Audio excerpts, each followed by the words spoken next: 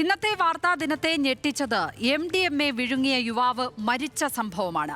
അതിന്റെ തുടർച്ചയായി സംസ്ഥാനത്തിന്റെ വിവിധ ഭാഗങ്ങളിൽ നിന്ന് വന്നത് രാസലഹരി പിടികൂടിയതും എക്സൈസ് സംഘത്തെ ആക്രമിച്ചതും എക്സൈസ് DGP ഓഫീസ് ആക്രമിച്ചതും അടക്കം ഒരു പിടി വാർത്തകളാണ്.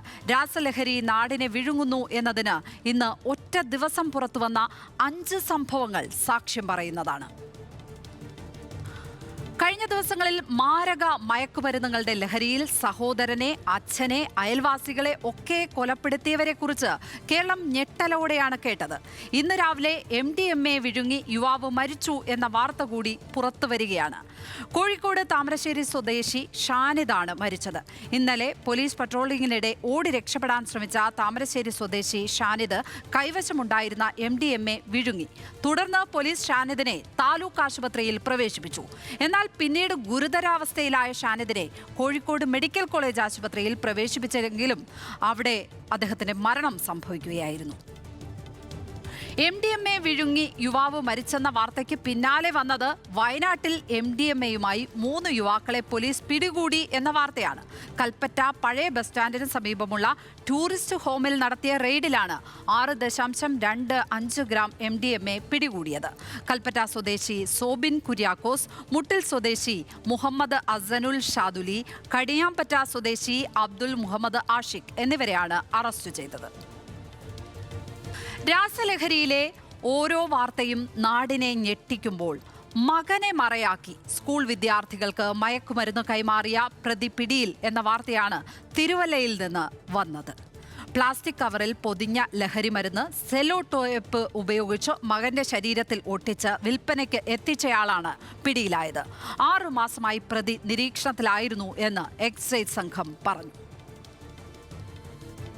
ഒരു വശത്ത് MDMA കേസുകളുടെ എണ്ണം കൂടുമ്പോൾ ഹാഷിഷ് ഓയിലുമായി വിവിധ സ്ഥലങ്ങളിൽ നിന്ന് യുവാക്കൾ പിടിയിലായിട്ടുണ്ട്. ഹാഷിഷുമായി കോഴിക്കോട് നല്ലളം സ്വദേശി നവീൻ ബാബുവിനെ പെരിന്തൽമണ്ണയിൽ വച്ചാണ് പോലീസ് പിടികൂടിയത്.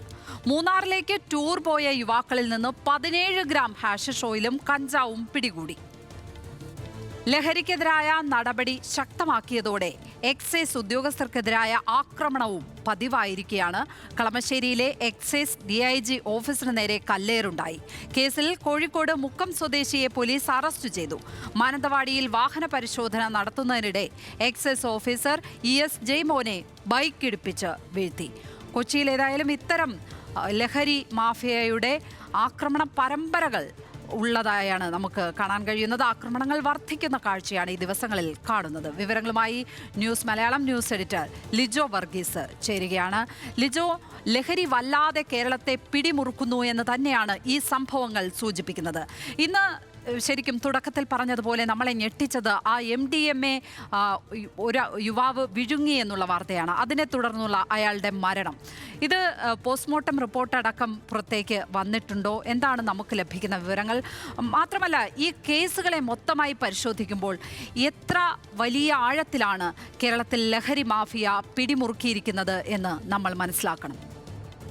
ലക്ഷ്മി പത്മ, കഴിഞ്ഞ ഒരാഴ്ച, അതായത് 7 ദിവസം കൊണ്ട് ഓപ്പറേഷൻ ഡി ഹണ്ട് പ്രകാരം 2854 പേരെയാണ് എക്സൈസും പോലീസും ചേർന്ന് അറസ്റ്റ് ചെയ്തത് എന്നുള്ളതാണ്. അത്രയും പേർ പിടിയിലായിരിക്കുന്നു. അതായത് അത്രത്തോളം രൂക്ഷമായ തരത്തിൽ ലഹരി മരുന്ന്, അതിൽ തന്നെ രാസലഹരിയുടെ ഉപയോഗവും അതിൻ്റെ വിൽപ്പനയും കേരളത്തിൽ തകൃതയായി നടക്കുന്നു എന്നുള്ളതിൻ്റെ സൂചനകളാണ് നൽകുന്നത്. ഇന്നിപ്പോൾ കോഴിക്കോട് സ്വദേശി മരിക്കുന്നത് 130 ഗ്രാം MDMA വിഴുങ്ങിയാണ്. അത്രത്തോളം MDMA, അത്രത്തോളം രാസലഹരി അദ്ദേഹത്തിൻ്റെ ആമാശയത്തിലെത്തി അദ്ദേഹം തളർന്നു വീഴുകയും പിന്നീട് മരിക്കുകയും ചെയ്യുന്നു. അത്രത്തോളം രൂക്ഷമായ തരത്തിൽ പ്രശ്നങ്ങളുണ്ടാകുന്നു. മറ്റൊരു പ്രധാനപ്പെട്ട പ്രശ്നമായി നമ്മൾ കാണേണ്ടത്, മാതാപിതാക്കൾ മക്കളെ ശ്രദ്ധിക്കണം എന്ന് പറയുന്നിടത്ത് നിന്നാണ് ഒരു പിതാവ് സ്വന്തം മകനെ മറയാക്കിക്കൊണ്ട് ലഹരി വിൽപ്പന നടത്തുന്നു എന്നുള്ള വാർത്തകൾ. അത് സ്കൂൾ കോളേജ് വിദ്യാർത്ഥികൾക്ക് അത്തരത്തിൽ ലഹരി മരുന്ന് വിൽക്കുന്നതിന് വേണ്ടിയിട്ടാണ് ആ കുട്ടിയെ ഉപയോഗിച്ച് ഇത്തരത്തിൽ വിൽപ്പന നടത്തിയത്. അങ്ങനെ മാതാപിതാക്കളും മറ്റൊരു തരത്തിൽ ഇതിൽ പങ്കാളികളാകുന്നു എന്നുള്ള വാർത്തകൾ കൂടി വന്നൊരു ദിവസമാണ് ഇന്ന്. മറ്റൊന്ന്,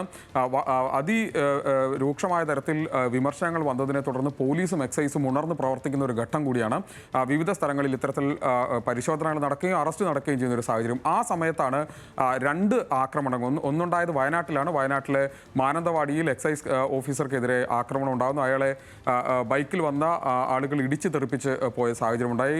എക്സൈസ് ഓഫീസർക്ക് പരിക്കേൽക്കുന്നു. അതോടൊപ്പം തന്നെ കളമശ്ശേരിയിലും സമാനമായി എറണാകുളത്തും എക്സൈസ് DIG ഓഫീസിന് നേരെ ആക്രമണം ഉണ്ടാകുന്നു. അത് ബോർഡ് എറിഞ്ഞു തകർക്കുന്ന തരത്തിലേക്ക് കാര്യങ്ങൾ പോകുന്നു. അങ്ങനെ ഒരു വശത്ത് പലതരത്തിലുള്ള രാസലഹരികളും മറ്റ് മയക്കുമരുന്ന് വിൽപ്പനകളോ അതിൻ്റെ അറസ്റ്റ് നടക്കുന്ന സമയത്ത് തന്നെയാണ് മറ്റൊരു വശത്ത് ഇവർക്കെതിരെയുള്ള ആക്രമണം, പ്രത്യേകിച്ച് ഇത് നേരിടേണ്ടി വരുന്ന പോലീസിനും എക്സൈസിനും നേരെയുള്ള ആക്രമണങ്ങൾ കൂടി ഉണ്ടാകുന്നു എന്നുള്ള കാര്യം മനസ്സിലാക്കുന്നത്. അതായത് വളരെ ഗ്രാസ് റൂട്ട് ലെവൽ അല്ലെങ്കിൽ ഡീപ്പ് റൂട്ടഡ് ആയി തന്നെ ഈ പ്രശ്നങ്ങൾ നിൽക്കുന്നു. അത് പരിഹരിക്കാൻ ശ്രമിക്കും തോറും കൂടുതൽ അത് വെളിവായി പുറത്തേക്ക് വരുന്നു എന്നുള്ളതാണ് നമുക്ക് മനസ്സിലാക്കാൻ കഴിയുന്നത്. ലഹരിയുടെ വലയിൽ കേരളം വലയുക തന്നെയാണ്.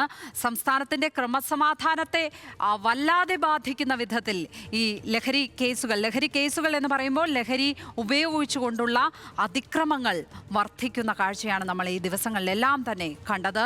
ലിജോ വർഗീസാണ് അതിന്റെ വിവരങ്ങൾ സമഗ്രമായി പങ്കുവച്ചത്.